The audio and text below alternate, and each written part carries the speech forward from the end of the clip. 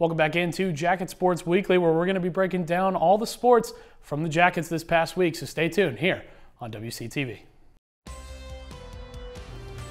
Welcome to JSW, WCTV's home for Waynesburg sports. Watch our analysts discuss fall, winter, and spring sports and cover topics such as athletes of the week, phenomenal plays, and intense games on a weekly basis. Tune in every Tuesday to hear what's going on with your favorite sports at Waynesburg University here on Jacket Sports Weekly. Where else would you want to be on? Where else would you rather be? Welcome back into Jacket Sports Weekly for the third episode of the semester.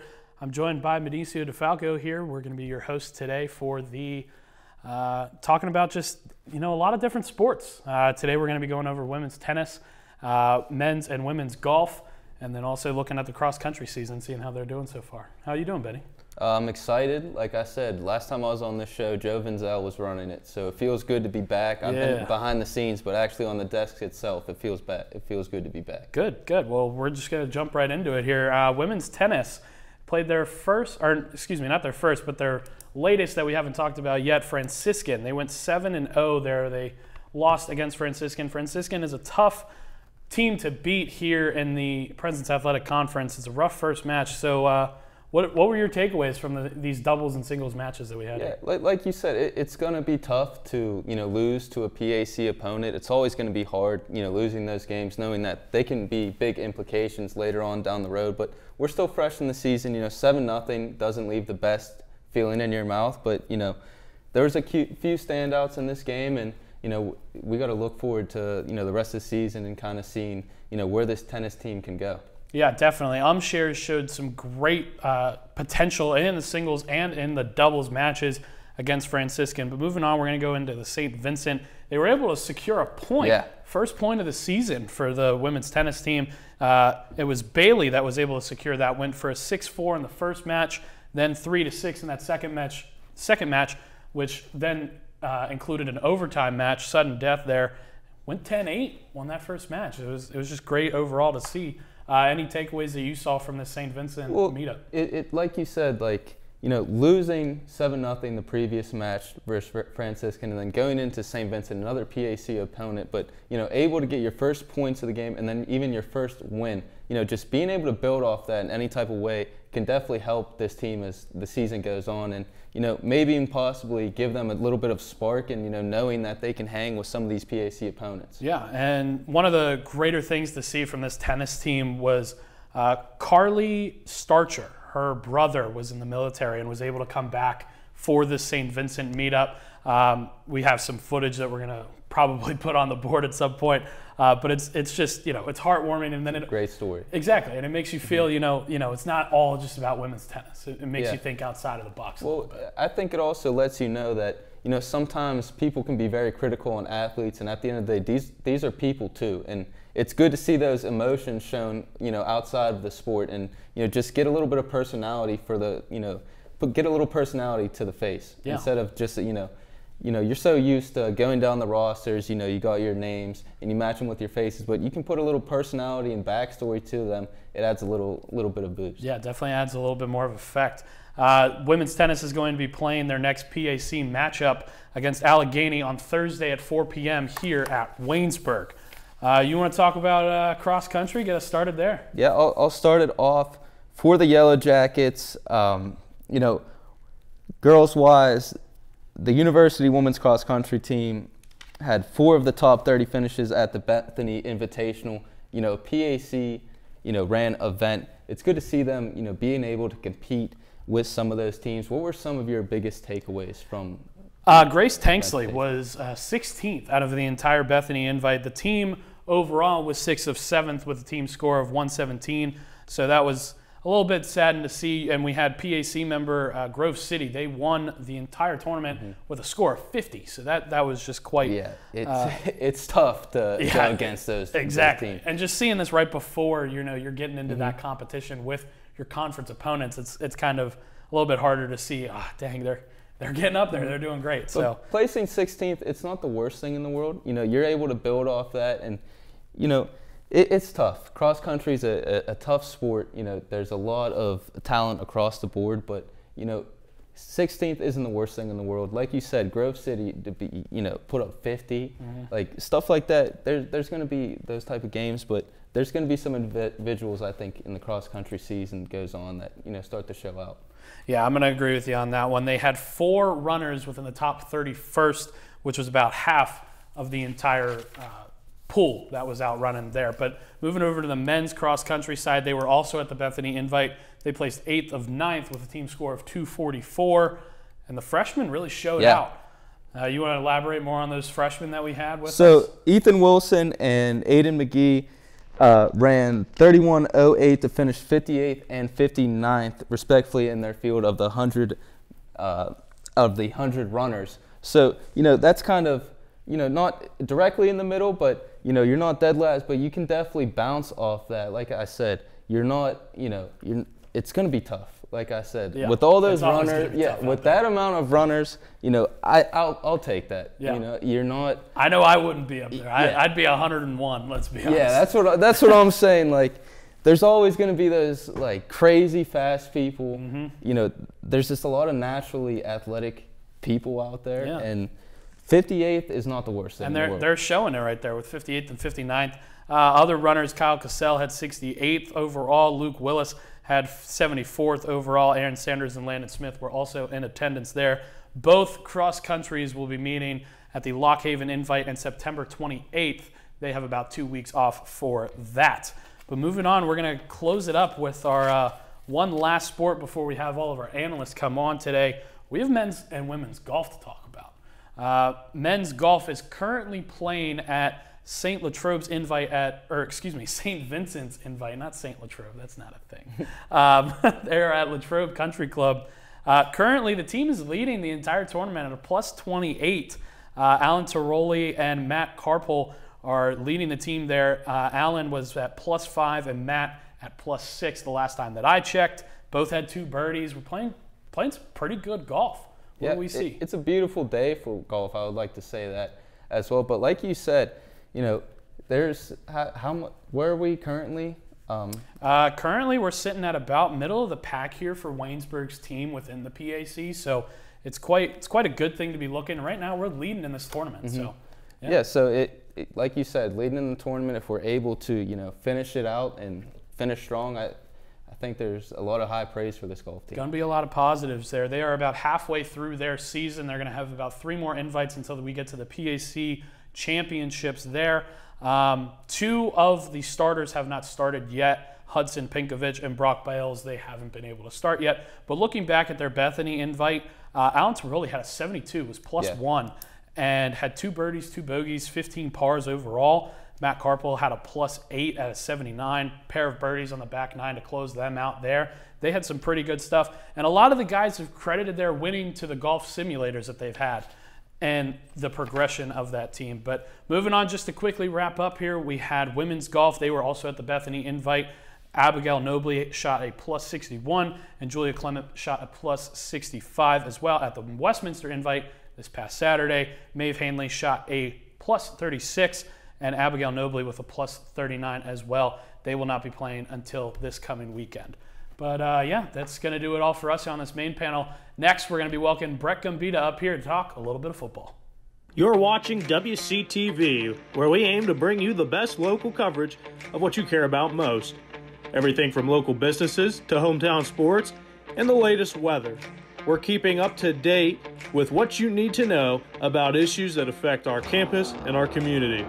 We're telling the stories that matter, celebrating our past, our future, and our potential. So tune in for all the latest buzz right here on WCTV Channel 14, Waynesburg. Welcome back into Jacket Sports Weekly. We're here to talk about some football with Brett Gambita.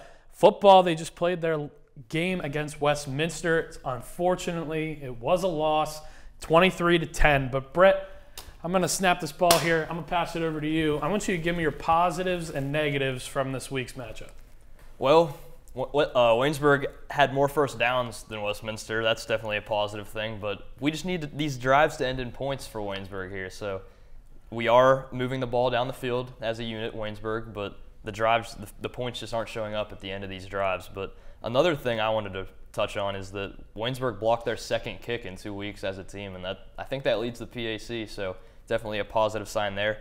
Waynesburg also only punted twice compared to the 7 punts they did against Case Western Reserve, and we possessed the ball for 6 more minutes than in week 1. So while we did lose by 13, Waynesburg, there is some positives to look at. Yeah. So Zane Cowley, 22 rushes, 129 yards, and a touchdown on the ground. So just based off that performance, I know we didn't see a similar the first week. What do you think some of the differences between week 1 and week 2 from an offensive line and rushing perspective? Just the game itself. Like, it was a lot more of a closely contested match. So Waynesburg was trailing a lot against Case Western, which forced them to kind of pass the ball more. But Cawley was able to get more touches in this game, more opportunities to prove himself. And I'll tell you what, 22 carries, 129 yards, that's 5.8 per carry. That's almost 6 yards per carry right there. He led the nation last year, D3, in yards per carry. Actually, no, he led the PAC. I think he was 6th in the nation, but more of a chance to establish the run game this week due to playing from behind. And Carson Shriver as well, 7 carries, 45 yards. He proved that he can be a legit backup to Zane Cowley.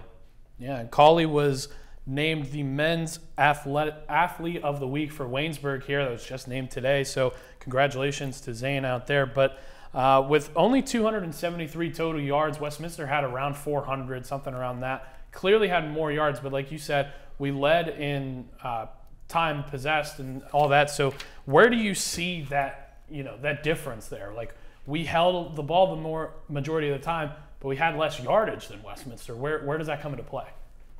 Just drives ending early, drives ending in turnovers. We fumbled the ball twice. Waynesburg did as a team. So, as I mentioned earlier, those drives, you just have to end in points if you want to keep up. And we got in a whole 14-0 early in the game, and that kind of put us behind the whole rest of the game. We were playing from behind. So, Westminster first 3 drives, touchdown, field goal, Ty McGowan to Tate Beachy. Then it was Clayton Cannon running one in and Andrew Carana with the field goal.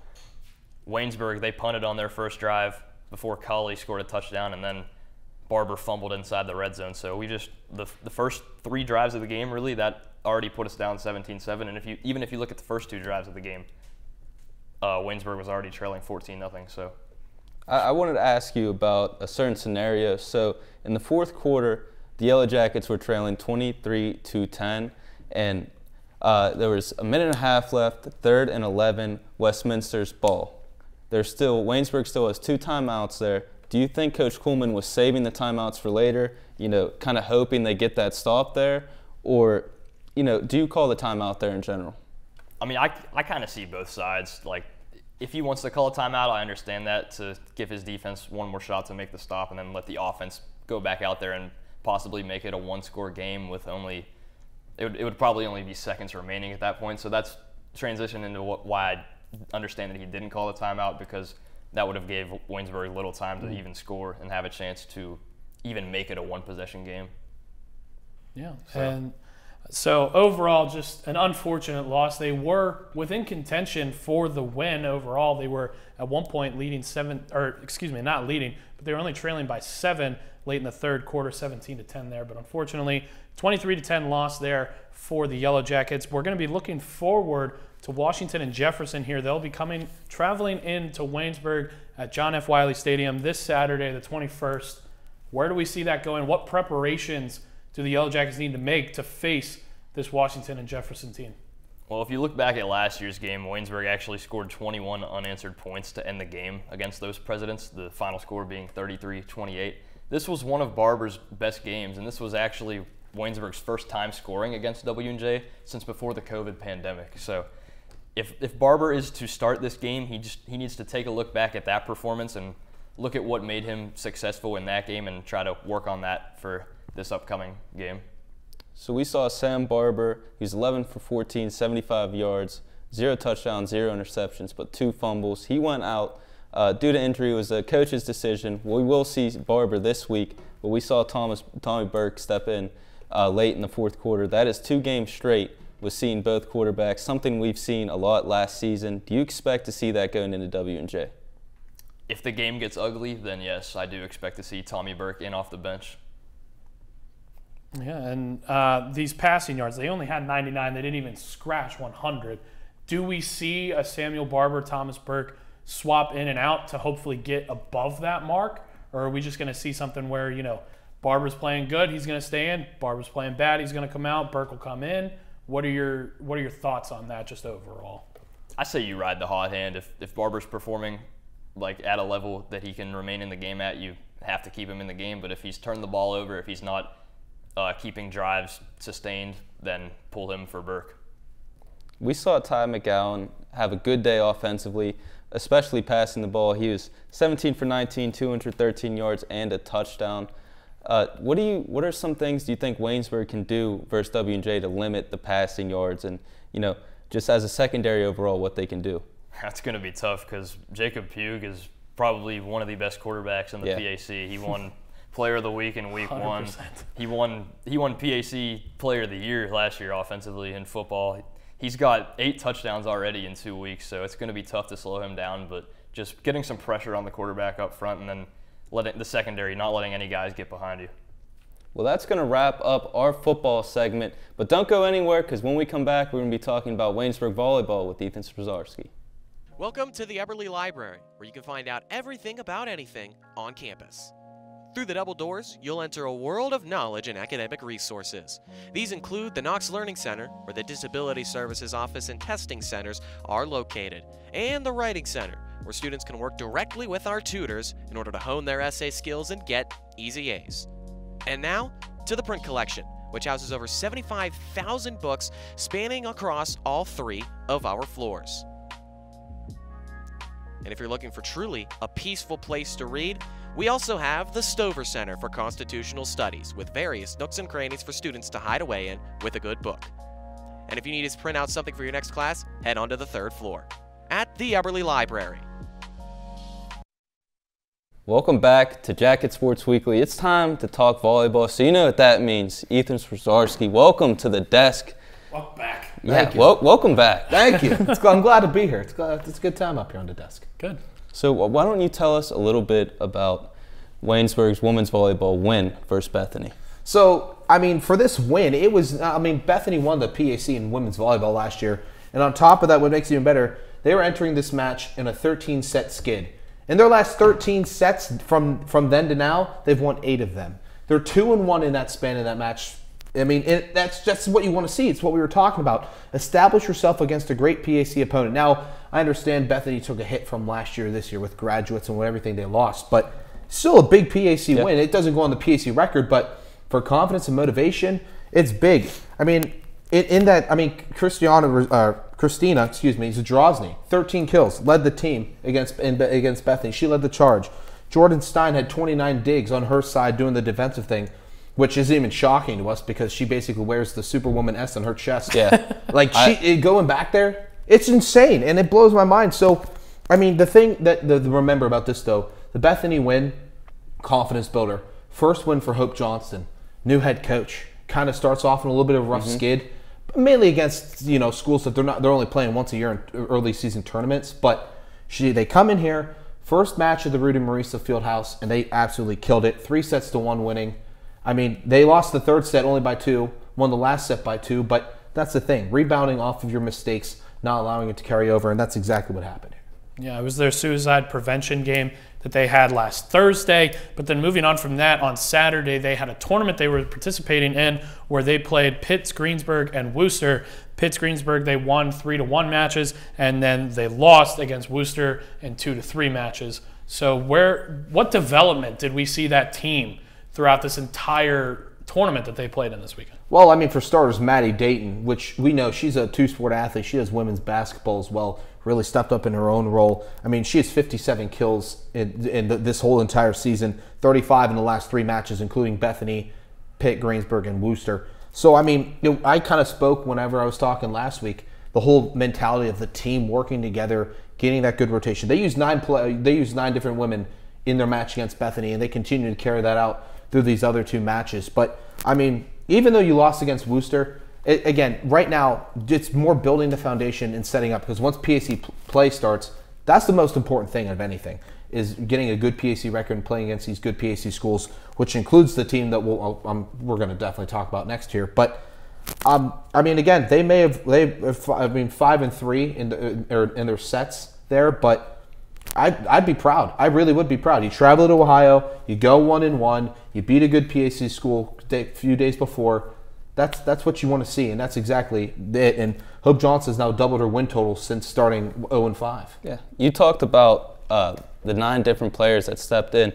Does this just show you the depth on this Waynesburg volleyball team and how talented they are? It's not even the biggest roster, and everyone's stepping up. I could name you 4 women right now. I mentioned Zadrozny, Dayton, Paige Mortimer. She's a consistent offensive firepower with her kills. She has 52 kills this year, and she had 15 against Worcester. And then Jordan Stein already has 150 digs, and we're, let's see, 8 matches into the year. She's a digs machine. Are we serious? Like, this is, I mean, I can barely tie my shoes, let alone fly around on the court and make some plays here. But 84, by the way, in those last 3 matches. 84 over 150 comes against that. So overall, I mean, everyone just doing their roles, stepping up, having different contributions. You may not lead the team in a certain category, you may not lead the team in a certain statistic, but at the end of the day, everyone's chipping in and they're contributing. They had, I mean, Riley roughly 21 assists in the Bethany match. I mean, that may not be a big stat they lead all the time because you're looking for kills, who's getting the points, but that continues to contribute. So they're rotating through everybody, they're utilizing everybody, and that's what you want to see. And we've been talking about these players. Maddie Dayton has gotten a lot of flowers from us, and she just got more flowers today as she was named the Women's Waynesburg Athlete of the Week as well. So moving on from that, we're going to hopefully keep this accolade in her back pocket as they're going to move into PAC play coming up soon. What does this team, and especially Coach Hope Johnson, need to do to prepare themselves for this conference matchup? So Allegheny, first conference matchup is coming up next, and this is going to be huge because Allegheny right now 9-3. They look like a dominant powerhouse in women's volleyball in the PAC right now. I mean, they're on a 5-match win streak, which in their 3 losses came from a 3-match losing streak they just had previously before this win streak. I mean, they outscored their last opponent they played 61-29, and they outscored them 41-17 in kills. They're dominating. 53 team digs. Allegheny right now is on a hot streak, and it's led by senior Dagany Javes. I mean, she's a 6-foot senior from Colorado. Absolutely awesome at women's volleyball. Let me read her last year's accolades. All PAC second team, PAC All Tournament team last year. She's an ECAC Championship Tournament MVP last year and an ECAC All Tournament team last year as well. 161 kills as well, leads the PAC in women's volleyball. She averaged 3.58 kills per set. Whew! That's a lot of stuff to memorize. But let me tell you, stats, though. And that's just her. That's just her. And volleyball is a team effort. Yeah. You got to get people up front to get blocks. You got people in the back to get digs, to allow yourself to set up, to send it over to get more kills. Allegheny's a powerhouse, and they're definitely going to be a top contender this year in the PAC. So you got to be ready. You got to come in, use the confidence, and utilize that and play it out on the court. Get some good results. Even if you don't win, look for the positives. What are some things that are continuing to trend the right way for this team? Because this team's moving in the right direction now. We're starting to see some movement here. A little bit of a slow start, a few bumps in the road, but we're off that. We're on a clean paved road here, ladies and gentlemen, and I love to see that, and I want to keep seeing it. You mentioned Allegheny. I know we're still fresh in the season, but to this point, where do you see Waynesburg, stacking up versus those top dogs? It might not be the prettiest, and I'm not saying that because they're not. I don't think they're not talented. It's because the competition in the PAC is very, very good. Yeah. We saw that last year. The Waynesburg competed last year with Bethany. I was fortunate enough to announce that match last year against Bethany, and while Waynesburg didn't win that match, they were competing in a lot of these sets in different times where they even took leads over Bethany. So this team's moving in the right direction. They're doing the right stuff. I don't have a definitive answer. I haven't looked at schedules and everyone's roster to see exactly, but this team really could make a really big difference, and they're in the right direction, and they're a tight-knit girl. Those are tight-knit girls right there. They have a great connection and bond with each other that is just, you can see it. And when you talk to them, like going down the Beno to meet lunch, they're all sitting at the table together. They're just best friends, and everyone there, at least from the outside looking in, it looks like a very tight-knit group, and it's awesome to see. And that's I think if you utilize that, they really can make a push in the PAC. Yeah, and I'm looking for. I hope you guys are as excited as I am to see that Great Wall of Woo. Great Wall coming back up. That might be the greatest call I've ever had. I'm not gonna lie. That might be the greatest thing I've ever done in Woo history for myself. I put a lot of pride in that, but. Seriously, if they get up, block in front, really deny anyone. I mean, a lot of times you see that up front. Some of the up front net presence could be a little bit better last year, but The Great Wall, ooh, when it's there, it's there. It's there. It's there. One of your best calls, but also one of the best graphics, in my opinion, that we've seen. I had to pull up the Great Wall of China. Was definitely something else, but I threw Sting in there. We made it our own. I loved it. It was one of my favorites. Yeah, well, volleyball is going to be playing against Allegheny this Saturday as well, but that's going to wrap it all for us here at volleyball. We're going to send it on over to Michael McKenzie for some soccer. This is so fun.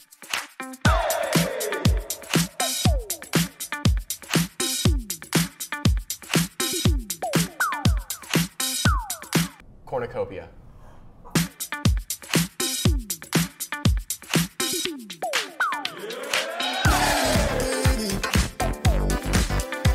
Try instead of train.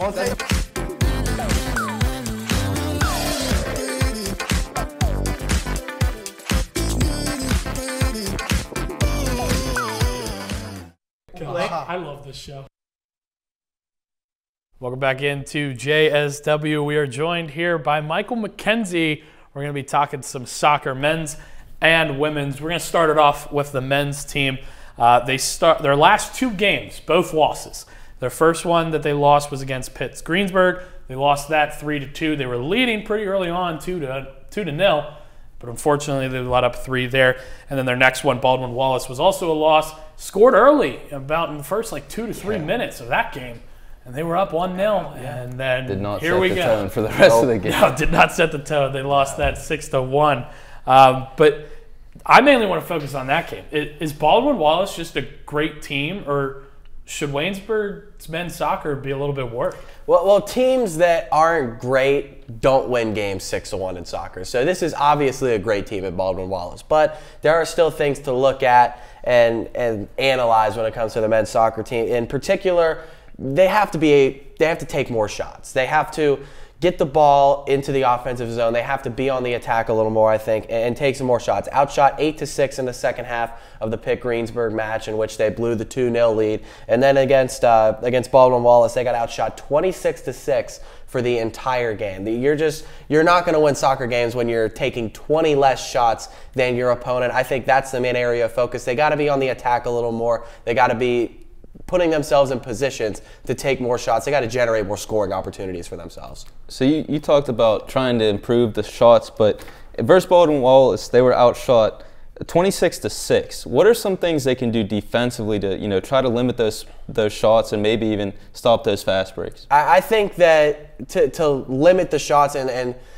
even it out a little bit from 26-6, I think you put that a little more on the offense. You got to get the ball, you got to keep it around midfield, got to get it into the attack zone, got to get it into the offensive zone, more than playing defensively, playing to not allow a goal. They got to be keeping the ball around midfield. They got to get into the offensive attack a little more. That will in itself limit 26 shots from Baldwin Wallace, and then in turn you hope if you get into the attack a little more, then you yourself is going to take some more shots, and that's going to even it drastically from 26-6. Even if they can just cut 10 minutes of attack time for Baldwin Wallace into just keeping the ball around the midfield, that eliminates a good handful of shots in itself. Yeah, and the ball was basically unattracted to the Waynesburg's offensive side of the field. We've talked about that a few, but I think personally, based off of what I saw out of those matches, that there were multiple errors on the communication side of things, and it occurred a lot on Saturday. Do you think that that's the reason why the ball was just not able to get past that midfield point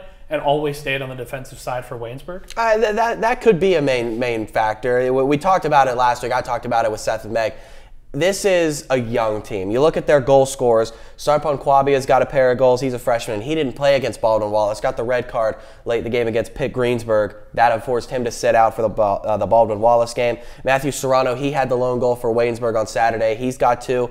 He's a sophomore. Noah Beiser, he's got a goal as a freshman, and Liam Mowbray has a goal as a freshman. All of their goal scorers from this season are sophomores or younger, 3 freshmen. There's a lot of youth and a little bit more inexperienced than you would like on this team, especially for a team picked top 6 in the preseason polls. But as the season goes on, I think that'll iron itself out. You become more familiar with playing at the collegiate level, playing with each other. So as we get into PAC play, that's something you hope gets ironed out, and it's something I expect to get ironed out, especially for a team coming off of a playoff appearance a year ago. Even if there's that inexperience, they know what the expectation is coming off of last season. You mentioned some of the young players there. You know, maybe other than Sarpong, who are some of the other young names? You know, they don't have to be freshmen. You mentioned all the goal scorers, sophomores or younger. What are some of the other young players you expect to step up in this season? I'm looking at Matthew Serrano. He's got a pair of goals this season right up there next to Sarpong Kwabia. He had the goal in, the second minute of the Baldwin-Wallace, third minute of the Baldwin-Wallace game.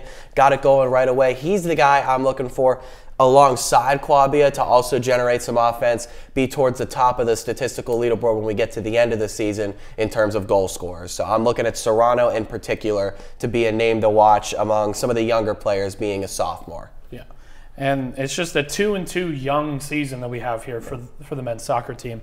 And you've seen them win the first 2, lose their last 2. They're in this 500 spot right now. A lot of teams, might be where they're, thinking of different things they need to work on. What takeaways do you have from this 2-2 team, and what's something that you think they should work on a little bit more to get further into the season? I think that the Baldwin-Wallace game really magnified the thing that you need to work on most. That was still apparent in the first 3 games, but not as much so as it was in the Baldwin-Wallace game. Got to be on the attack a little more. Got to keep the ball around the midfield. You can't play defense so long or force your goalkeeper or goalie to make a lot of saves, make a lot of plays. Michael Francis had 7 saves in their second win of the season. You can't expect that every single time out. So you got to be on the offensive attack a little more. You got to keep the ball around midfield a little more and not always be, on the defense and trying to just get the ball back to midfield for a majority of the game, as it was against Baldwin-Wallace. That was still a bit of an issue in their first 3 matches of the season, even the 2 that they won. On the women's side of things, we saw Waynesburg tie Pitt Greensburg. What were some of your big takeaways from that? I know you were on the previous, you were on the previous week, and you talked about games ending in ties, and I thought it was kind of funny that you mentioned it. The first game, the 0-0 draw against Pitt Greensburg. They have gotten themselves the scoring opportunities.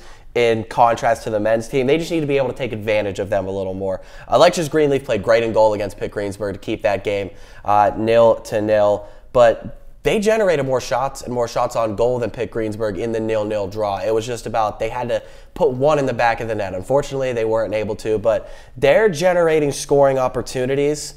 They need to execute on them now a little more so. They did have 2 goals in each of their first 2 wins of the season, but 0-0 against Pitt Greensburg, and then 2-1 to Baldwin-Wallace. They have the opportunities. They're controlling the ball better. They're keeping the ball around the midfield. It's just about capitalizing on those scoring opportunities. Haley Gilchrist, currently the only player on the team with multiple goals on the season too as a sophomore. You hope maybe she can net some extra goals. But Maddie Hill, she's got 1 goal, but a grad player on this team. She's the one I'm looking to maybe score some more goals, at the very least be an offensive leader to allow this team to capitalize on some more scoring opportunities. Yeah, and they've kept a lot of their games within 1 point. They won their first 2, 2-1 and 2-1. And their second one, they tied it 0-0. And then in Baldwin-Wallace, they lost that 1-2. Who's responsible for that, keeping the contention so close within those games? Is it the offense, the defense? Is it the coaching? Where do you see that? I think it's a team effort.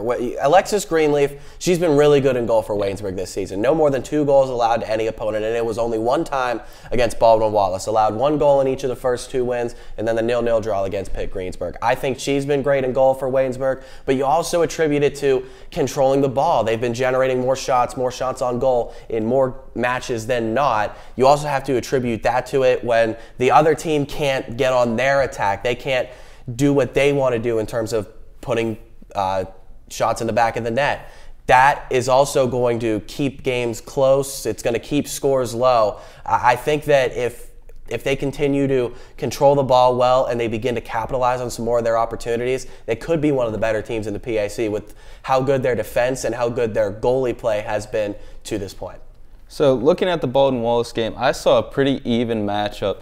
What kind of let Baldwin Wallace get that edge over Waynesburg? I think you attribute it back to not capitalizing on enough opportunities. Again, they're controlling the ball, they're getting their shots on goal. Maybe not as much as they necessarily would like to, but they're keeping that, at least that stat, shots and shots on goal, neck and neck with their opponent in every game. If not, they're pretty much dominating in that area of the game. It's all about capitalizing on those opportunities. They're controlling the ball well. They're not allowing too many scoring opportunities for the opposition. Obviously, a couple got past Alexis Greenleaf. Unfortunately, that ended up being the difference in the Baldwin Wallace game. But it's a long season, a lot of matches in soccer. So every now and then there's going to be one or two that get by you that end up being the difference in a match, like it was against Baldwin Wallace. But they continue to play the way they have been. I've got high hopes for this women's soccer team. Yeah, a lot more matches left to play. For both men's and women's soccer teams. They'll be traveling to Carlo tonight for the 4 p.m. for the men's and the 6 p.m. for the women's matches as well. And then they'll both be playing later games in the week. Do we see this team progressing more? Do we see them, kind of just staying where they are, middle of the pack area, maybe getting a win and a loss? Maybe pair a win, something like that. Where do we see this going? I don't know exactly how these things are, how the matches are going to go tonight, but I'm looking for the one thing in particular from both teams. For the men's team, can you get on the attack a little more? Can you generate some more shots on goal, the way I've been pretty much preaching this entire time we've been talking about the men's soccer team? But can you get more shots on goal, generate more offensive opportunities for yourselves to get on the scoreboard and not fall behind 6-1 like you did against Baldwin Wallace, or drop a 2-0 lead like you did against Pitt Greensburg? For the women's team, keep doing what you're doing, get the offensive opportunities. I'd like to see a few more going to the back of the net, maybe get 3 goals. The highest output's been 2 in their first 2 games of the season. Let's see if we can get to 3 tonight, because they've generated the offensive opportunities most of the season, young season, but most of the season so far, they've generated the opportunities to get 3+ goals. Let's see if they can do that tonight. That's going to wrap up this week's episode of Jacket Sports Weekly. Every Tuesday at 10 a.m., you can find these on WCTV's YouTube channel.